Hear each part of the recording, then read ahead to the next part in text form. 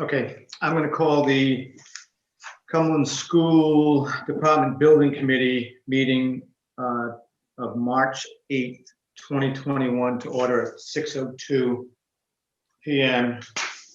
and ask you to recite the Pledge of Allegiance.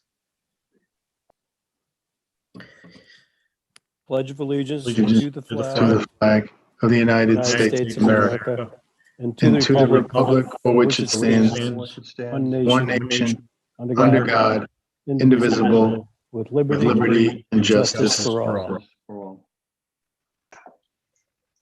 Thank you. I know I sent the minutes really late. I thought we'd already sent them, so do you want to hold off on those so you can review them for the next meeting? Is there any feeling on that? I'm ready to vote on them. Would you like to I make a am motion? also. All right, we'll say that Mr. Fiorello moves passage of the previous minutes, seconded by Mr. Lindgren. Is there any discussion on that motion?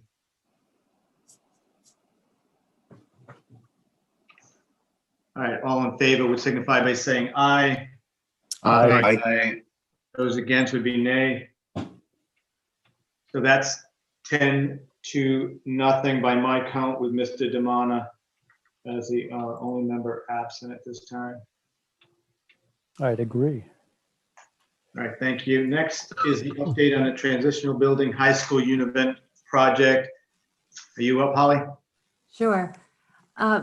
As you know, we've been talking about possibly going off the MPA with Paul Murphy and E&A Systems Group to order the univents for both the high school and the transitional building, since there's literally a 3 to 4 month lead time. When we met with RIDE, we mentioned it and they supported that. The fact that Paul Murphy's team knows the school so well, we had solid estimates from 2 different estimators.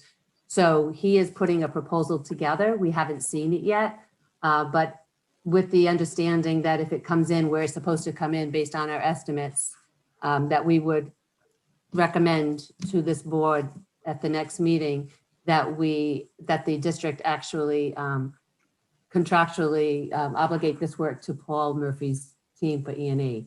This will allow the bigger problem is having the univents on site by the 4th of July, or, for July, allowing him time to get them in. So if we waited till the SD 60% are approved at RIDE, that will take us too far into the spring to allow that to work from a time perspective in the scheduling. So I wanted to have it on the agenda so everyone here understood that that is the intent, and answer any questions. Are there any questions for Holly at this point? Mark?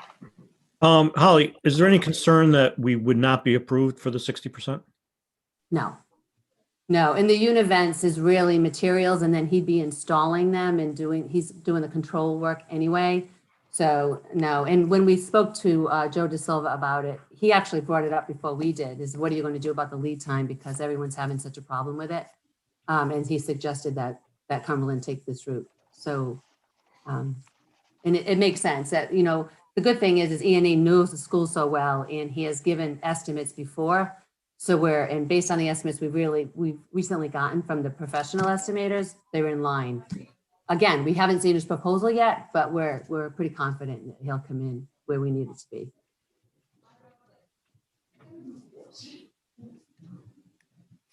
Thank you. Is there anyone else who has a question for Holly on the high school univent project? So Holly would be saying something maybe at the next meeting, or? Yes, he said, as of last Thursday, he said he needed a couple of weeks. So it's in line with the next meeting. Okay, thank you. So moving right along, we'll go to Colliers Project Leaders Financial Report. Holly? Yes, I'm not sure if all of you have had a chance to look at it, or it prints on 11 by 17, so it's a little bit difficult to read. But basically, this will be the format as we go forward. It'll show the budget, what's been paid to date, what's contracted, and what is anticipated. As the projects move forward, the details obviously will be more in depth. There'll be backup for each project. What I've shown here is just the 2 projects on board right now. So it's the Cumberland Hill, and then the high school projects, I put all 3 in because when RIDE approved Cumberland, they approved the high school as one project. It's being done in phases, but it's actually one project. So if you look at what has been spent today is, items that have been approved, whether it's been hazmat or the previous work. If you look at stage 1 and 2 costs, there's 2 line items. One is the architect in the third-party vendors, and then the other is the Collier's expense. And how those numbers were derived at, there's been a total of $480,000 spent between the stage 1 and stage 2 process. Of the 480, $100,000 was a technical assistance grant. So the only money from the bond that's paying for that is $380,000. So what we've done is we've taken all of the projects and prorated them based on the value of their contract, of their budget, and broken that 380 over each of the projects. So that's where those numbers were derived from. So, and if you go down, you'll see that McLaughlin has 20% in soft costs. Those soft costs are with a project like that with lots of unforeseen site conditions and in addition, you'll be moving dirt and all. There's going to be a lot of extra soft cost expenses. So that's why that particular school is heavy with the soft cost. And last week you had approved for the pool wing, you said not to exceed 700. But when I actually plugged these numbers in, there was, the soft cost is not necessary at 20% there because you're sharing the soft cost for the transitional building and the swings. All that work is going to be done at once. So there'll be some savings with soft costs. So that's how that budget was derived. So what else here? As far as, let's see, I think that's it. Oh, the furniture. If you look down to the furniture and fixtures, you'll see that there's quite a bit of money that was set aside for the furniture at McLaughlin. Now, when we had gone to RIDE, they had said initially that they wouldn't pay for furniture. It has to be like new construction. So getting them to pay for the furniture in the new addition won't be difficult. I'm sure they'll be on board with that. But I'm assuming that the district would like to put new furniture in the rest of the building, that would actually come from that line item. The proportion of what would actually be reimbursed from a bond perspective is a conversation we have to have with RIDE. But I made sure that we had enough money so you can, when it gets to the point of the furniture, have the funds in there to buy what you need. So, and then you'll see also at the CTE, the last phase of the high school, there's also money there for when you fit out that project at the very end. And that's what we'll see. And Any questions for Holly at this point? I have a question, Holly. sure. The budgets that you've got shown here now total up to be, looks like roughly 23 million. The other, the remainder that brings you up to 79, the other projects, are they still, like if we added them all up based on what we know today and the estimates that we have today, are we still within that 79? Yeah, we're at 70. This would always balance out to the dollar to your actual bond amount. I have not transferred any money. You'll see that as we go. These are numbers that were actually based on the submission at the stage 2 point. So when the hard numbers come in, then you'll see transfers. So if, say, an example is the estimates came in last week and they came in great. Both projects are under budget. So if in fact, say McLaughlin comes in at 8.5 million and you have 9, we'll be plugging in the 8.5 million and then that money will be there. But so you'll see transfers of money as we go for each project. So you'll be able to trace all the money as we move through each project. But there'll never be a point where that 79 will go up.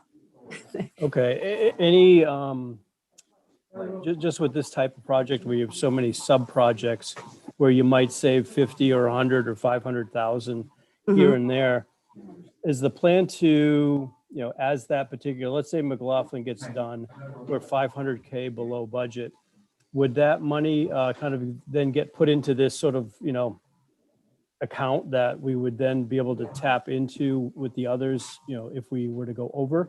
Is it Yes. kind of like squirreled away, sort of? Well, how we'll do it is as the project's finished and we can really get a sense of where they are, there's opportunities with RIDE where you can do an MOA transfer. So each project is based on a particular school, like we talked about. So you can't ever go over that number. But if you're under and then one other project goes over, you have the ability to do a formal request and transfer money. The goal is to wait so you don't do that many times, because you get a sense of it. But an example of the high school, we had talked last time about perhaps moving the 700,000 that was approved for the Univents at the high school. And we talked about how that was going to be a savings that we'd find in all the elementary schools for the Univents. Well, until the numbers come in, you may not have to move that much. So it doesn't make sense to start shifting money until we get to that point, because you may find that perhaps the 3 high schools come in a time where the numbers are, the construction numbers are really good, and you won't have to move 600 or 700. You may have to move 3. So we'll watch it, and you'll see this report monthly and see what's being spent. Initially, it won't be big changes, but as we go, the budget won't just change. It'll show you as a transfer. So you'll see us moving the money from one to, perhaps if you look at some of these soft costs, move management, moving and relocation, those look like big numbers, but when you price them out, those numbers can go pretty high. There was a conversation recently about how we were going to orchestrate the move between McLaughlin and the swing space and the furniture's going back and forth. So all of those numbers and all of those bids when we go out may not be close to this. These might be high and there'll be a lot of money found there, and then another one will be low. So I hope that answers your question. We'll watch it very closely and you'll see every transfer. Yeah, it does answer the question to a degree, but I know that we had estimated numbers and then we had revised numbers, and the revised numbers had gone up for the McLaughlin and for the high school work. And with those numbers going up, it seemed like, there's a risk of the budget being, blown or going over the budget when you totaled up all of the sub-projects. Currently, if we have all those preliminary estimates of the sub-projects, we're still below 79. We're at 70. If I have run a report for all of the schools, it'll be at 79. And you don't really move when estimates come in. You don't want to change the budgets until they're hard numbers. So even though we've watched all these estimates with pieces of it going back and forth, I haven't done anything to this budget until we know they're real. We just had the 2 DD estimates come in last week, and they were both estimates for the high school were only within $100,000 of each other, which was great. And there's a little bit of shifting in those 3 projects only because some of that phase 2 work is happening in phase 1, but that kind of shift, not about moving money to a point of making another project short. Okay, so you have allocated the money that we discussed last time, roughly 700K total for the pool wing Univents. That came out of the elementary school budgets, correct? No, it came out of the high school CTE final project. I kept the money within those projects. I didn't want to touch the elementary schools. It's too early to do that, especially when McLaughlin came in almost $500,000 less than anticipated. So until we know that the high school can't carry it, the high school may be able to carry that 600 without a problem. So I don't want to take money from the elementary schools now when you might be fine. So I don't have the meeting minutes from last time here in front of me, but I thought the narrative on this was that because we didn't need to do that in the elementary school work, that's what allowed us to potentially shift it. Yes, and that's mistaken? true. No, not at all. And we Okay, can't. and then the second part of last month's meeting was talking about actually reducing those expected budgets by this amount and creating a fund, which we've done. But what I'm not hearing is that you've actually reduced the expected expenditure by those amounts in the elementary schools. Was there something missing with last month's request? No, not at all. It was more about, because the high school is one project and we were shifting money within the same project, we will do that and we can do that, but it's early to do that at this point. I mean, right now I'm showing we don't have hard numbers yet. We don't have bids come in. Maybe we only need to shift 400 from those schools and not the 650 or 500. So I just want to make sure that we don't start taking money from all of these schools if it's not necessary up front. I'm not saying it won't happen. We can do whatever it is that makes sense. I understand what you're saying. You want to make sure that there's no shortfalls as we go and to take the money from the schools. Well, it's more than no shortfalls. It's more that we've made a decision to not spend money in a certain area and spend it in another.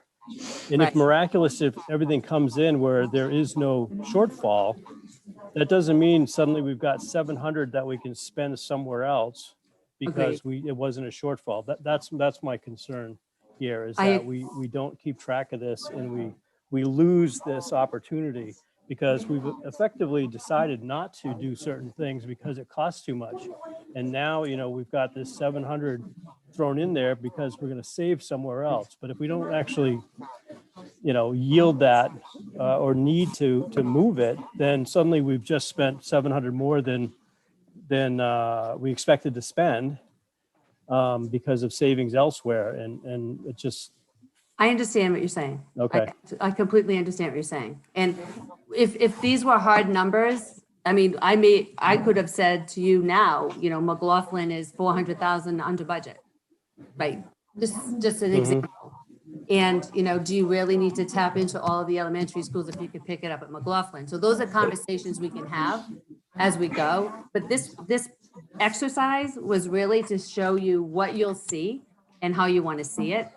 And going, as far as if you would like me to take 300 from each or whatever that number is, it's only, 4 or 5 schools that it's going to affect and the number is 600. I can do that. But because the MOAs are structured with a particular budget for every school, I want to keep it nice and clean. So it's for now, as we watch it without real hard numbers come in, I'll do it this way. If it just, and I understand completely what you're saying. You want to make sure that we take the money from the schools to pay for this and that's where the money was, therefore that's where it should come from. I understand. yeah, because if we end up with a total savings, then guess what? We'll have some extra money here that we can elect to spend on something else. Right. And I just want it to be a conscious choice and not something that happens in the ether.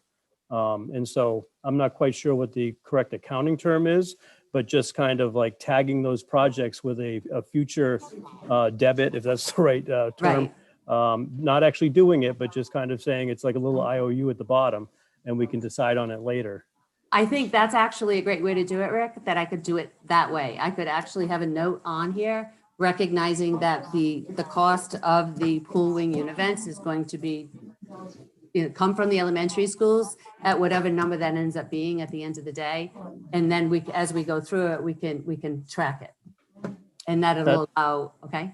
That sounds reasonable. Thank you. And sorry for the detailed No, I understand. dive on this one spot. That's fine.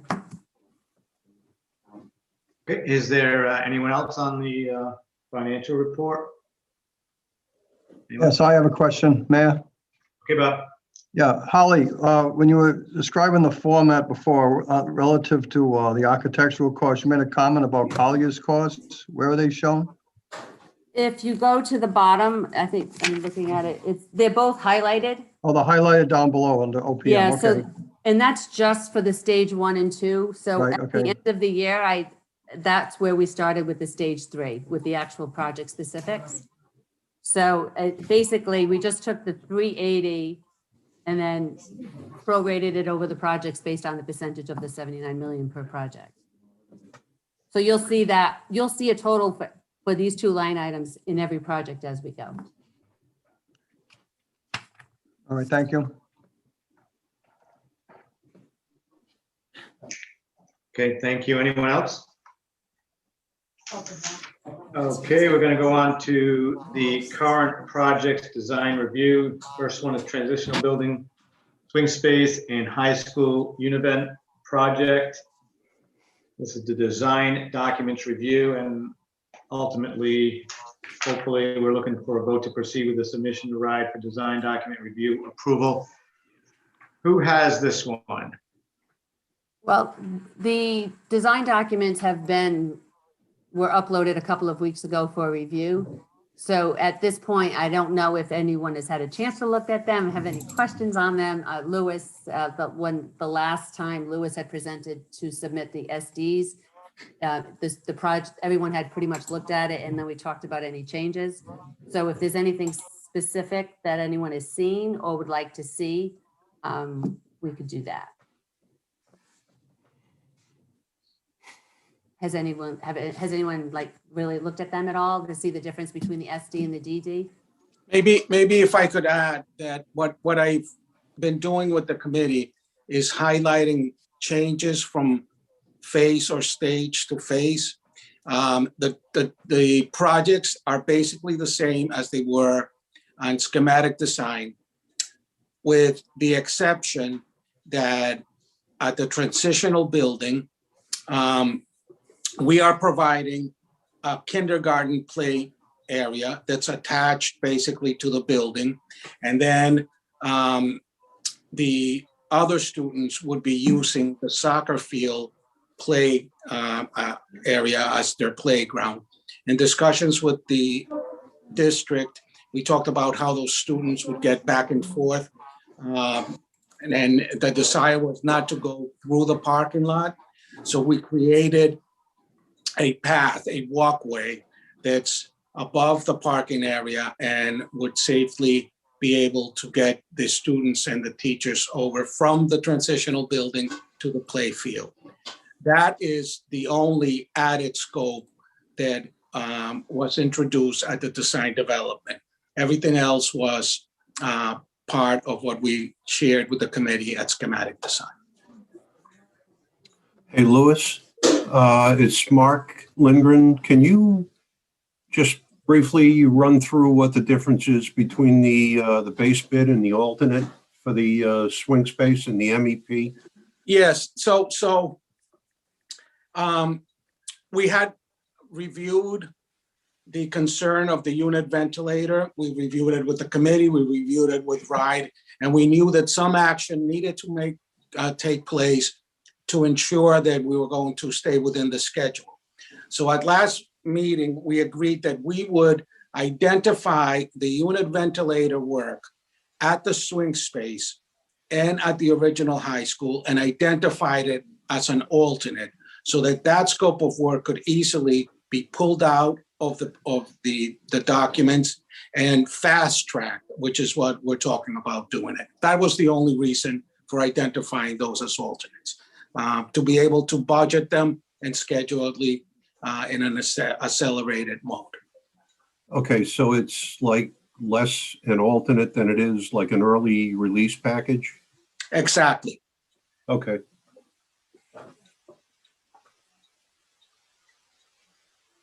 Louis, can you explain the kindergarten playground area, where it will be, what kind of equipment's going to be there, that sort of thing? Yes, and I'm wondering if Mike or Robert have access to the site plan that we could post up. They might be able to explain it. But generally, as an explanation, if you're going to the main entrance of the transitional building, there's a walk that happens there. To the left, before you enter the walk, there's a green area on the left-hand side. that's where the kindergarten playground will be located. It is as close to the building as it can be, and it also includes play equipment that's specialized for kindergarten students. Those documents were included, and renderings of it were included in the stage 2 submittal, Right. in the schematic design stage 3, and are being carried through. Okay. And I know this is getting ahead of ourselves, but is that where the preschool playground will eventually be, or will that be on the other side of the building where we had talked about briefly once before? That's where the pre-K playground will be. Okay. And will that area also be completely fenced in? Yes, Okay. Because my concern, and the field that you were talking about, the soccer field, that's the one on the other side of the parking lot? that's right. So on this drawing, you can see the walk going up to the, well, that what is being pointed to is the walk that will lead you to the soccer fields on the other side of the parking lot. This drawing also shows the main walk going to the main entrance of the transitional building. Okay. Right there. Okay. And so that orients you as to where the Oh, all right. playground is. Right. The playground area is everything that's kind of in that salmon color. Sure. All right. Thank you. Opposite the science wing. Yes. All right. Thank you. One you want to look at, Louis? Yes. Thank you, Mike.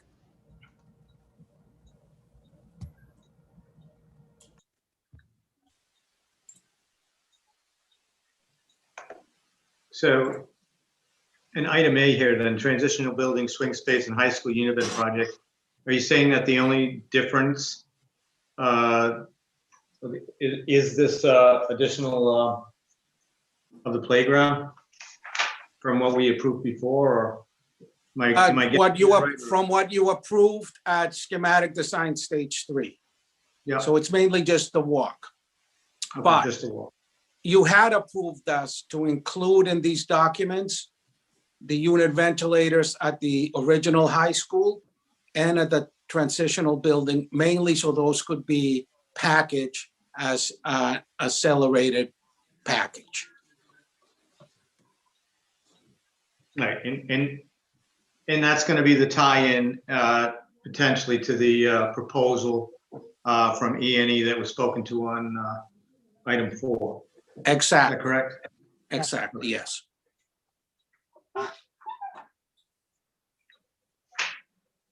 And that ties into, Rick's point about the budget and how the money was initially allocated in the elementary schools, but a lot of the work that was done, previously has allowed that to be potentially, or not potentially, but moved over to the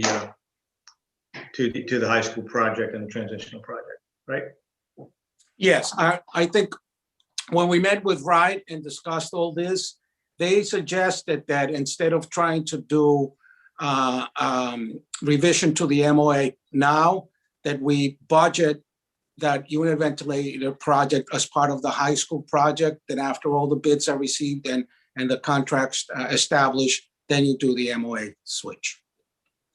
Right, I'm just trying to tie in all the pieces, and the school committee approved not to exceed 700,000, and so all the i's have been dotted and the t's have been crossed, and that's where we are right now. Yeah, which is a good point, just to be very clear on. So the committee accepted up to 700,000. The estimate is coming in at about $1 million, but that's for both the transitional building and the original high school. Those budgets are roughly split in half. So the cost for the unit ventilator at the original high school is about 500,000 in the estimates we just received. All right, so I don't know, you confused me there a little bit, so just Okay, for clarification, so the 700, Yeah, so the 700,000 that you approved, it should be compared against about 500,000, which was in the estimate. So that work came back at a cost magnitude of about 500,000. And it is because the alternate combined both unit vents at the transitional building and at the high school. That's why that's about $1 million. So really it's 500,000 for the original high school compared to the 700,000 budget, 500,000 for the transitional building, which is really being transferred from phase B of that project. Okay, Louis, one question, if I may. okay, Rick. Just wondering, the walkway that was put in from that playground over to the field, how long is that? It's, I don't have those exact numbers. I don't know if, Robert, you could tell from the drawing, from the overall drawing.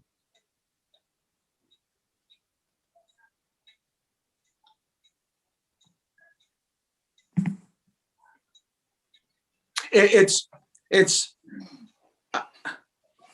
long as it's the whole high school, you transfer from one end of the high school in the back to where the soccer fields are. The whole back of the parking lot, Yeah, I Yeah. can picture it. I was just curious if it's got to there be was at least, I'm guessing somewhere between 8 and 1,100 feet. Yeah, I would probably guess that's true. It definitely would exceed 1,000 feet. For sure. They'll get a lot of exercise before they get exercise. Yeah. Warm up, yeah. That's a good thing, I think. Hmm. It's a good thing. Good We warm just up. snuck in a few more minutes of recess. Hey, I have a silly question for Holly. Will the kindergarten playground and the eventual preschool playground be reimbursable from the state? It typically is. Yeah. It's any, the furniture and fixtures, anything that you can physically move out is where they get weird. That's all permanent structures. So So just for the sake of argument, if we get to like the end of the project in 5 years, 4 years, whatever it is, and we had some money left over, if we wanted to rebuild a playground, do you think that would be covered? it would be great if we could roll it into a project when we're doing it and not, Yeah. and have it as part of a project versus creating a new one. But yeah, we could probably pull that off if you have the funds. Yeah. Where, Okay. you do mean at the high school, where the pre-K will be? No, I mean any school. Oh, Like say oh, we get like oddly enough, I think BF or Garvin will be the last ones. Right. Both of those playgrounds could use some work. So I'm just looking for a slush fund yeah, project. I guess you could also do it as an ad alternate when you get to that design phase, and then if it's too expensive, then and to have it part of that going in, so it's not a surprise. It's easier to do Okay. it that way. Sounds good. Thank you. Should we be concerned about the fact that this playground comes right up to the walkway, which is right up against the main drive up to the back of the school? Should we be concerned about a car hopping the fence? Maybe put up some sort of a guardrail? Yes, I believe included in the design is a guardrail. Is that on the walk as well? I was thinking the same thing. I mean, is it this walk that traverses the entire length of the parking lot back there? Is that, I mean, is there a buffer, or is it just, behind the parking spots? There is a 4-foot fence all along the way. Okay, good. There's a curb and a 4-foot fence.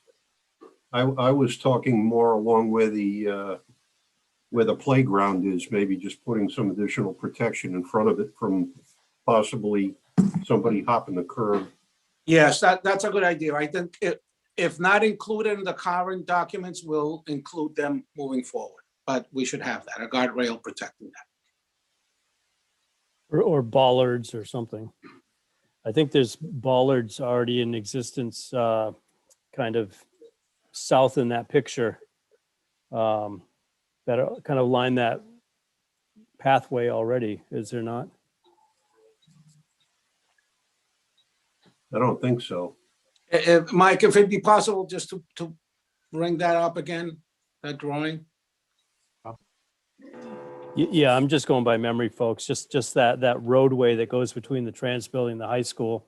It seems to me that there's some sort of concrete bollards in there somewhere, and just from a consistency perspective, you could match those, but maybe I'm wrong. Don't they have a light on top or something on them? I think so.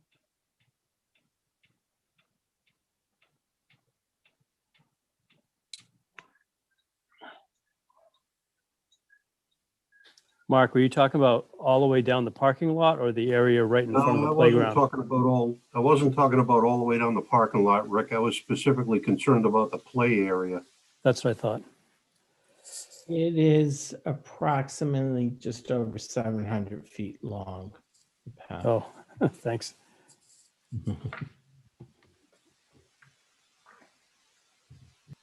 So you can see where the jog and the sidewalk is.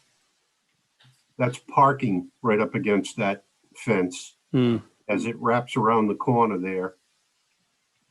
I just thought we might add some protection along the south and the west side, I guess. Yes, that's a good point. We'll be sure to do that. Guardrail, I might add the guardrail could be and put in place of that, those segments of fence that are shown there now from that corner to the beginning of the other sidewalk in lieu of the fencing. Well, don't forget, you got to keep the little Yeah, you buggers need- in.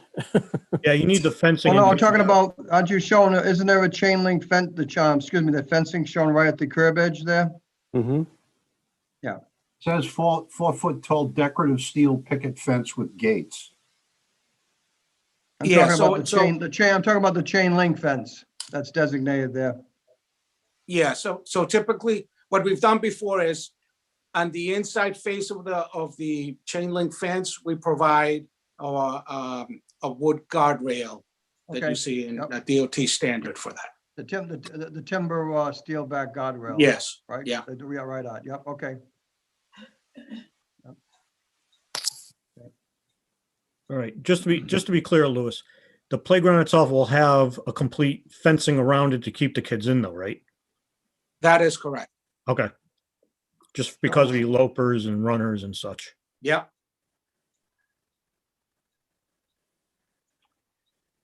Okay, do we have any more questions on item 6A, which is the transitional building swing space? Okay, I just have one quick question for Louis, just to Okay, Bob. clarify that the Univent work, that was the Univents and the management energy controls, Yes, that's work? yes, Yes, it is? Yeah, okay. yes, it is. Thank you. Is there anyone else? All right, hearing no one, would someone like to make a motion to proceed with the submission for the transitional building swing space and high school Univent project for design document review? Anyone? So moved. Superintendent Mitchell moves passage. Do we have a second? Second. Second by Mr. Pirillo. Any further discussion? All those in favor signify by saying aye. Aye. Aye. Is there anyone against? Would be nay. Thank you. That passes 10-0. 6B is McLaughlin Cumberland Hill Elementary School. We'd be looking for the same motion. Mr. Torado, do you have any update on the committee on these documents? No, just that they've been further developed. We're adding a lot of aesthetically nice enhancements to the building. I don't know if you've noticed, we had some really cool wave ceiling designs at the small learning commons for the entrances at the new vestibules. So they're basically just further development of the basic design that we originally had. Thank you, Mr. Torado. Any questions from Mr. Torado or anyone else on the call on this particular project? Louis, I would assume that specs will come later. Specs will be, so right now it's outline specs that we submit, but the specs will be part of the next submittal, the 60%. Okay. Excuse me, Mayor, it's Deb Malcolm. I just had a quick question about, I know at one of our previous meetings, we talked about the skylights, and I know we were going to replace them, but there was conversation about if they were going to open for additional airflow, all those kinds of things. Was that something that was in the updated specs? Okay, so we did discuss that. We further discussed it with our engineers and with the regular Thursday group meeting that we have with the district. The problem was that for the new skylights, the ones that we were able to find were basically residential type operables. The bigger skylights are very difficult to get operating functions in them. And then our engineer, after thinking about it, said that they would not provide much benefit, especially because you would not want to open them during the winter. The only time that it makes sense would be the late spring, early fall, and that benefit wouldn't really be realized in the teaching spaces, but only in the open space. Great, thank you. I appreciate that response. The other thing we heard over and over was that don't do it, they leak all the time, so we were concerned about that. And I think too, just the sheer expense, that's budgeted money that could be utilized in other areas and for funding other specifics to the building for teaching and learning. So thank you, I appreciate that. Okay. Thank you. Is there anyone else?